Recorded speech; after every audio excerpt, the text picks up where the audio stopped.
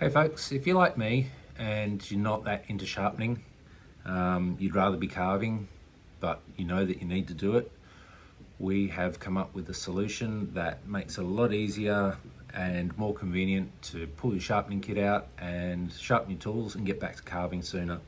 Let me show it to you. Here it is, canvas case, zip that goes all the way around so you can open it right up.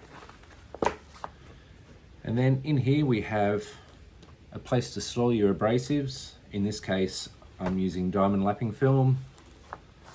And we've got the glass block to stick that onto. Our strop, 2 dowels, one for honing hook knives and gouges, one for sharpening.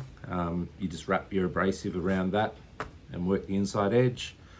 A space to put a Sharpie or a texture so that you can colour in your bevel as you're going, honing compound, and last of all, a spot to keep an oil pad because you're sharpening with water, and our tools generally are high carbon steel which rust easily. Once you finish sharpening, give it a wipe down using this and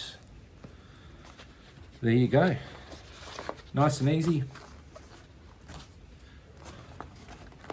Thanks for watching.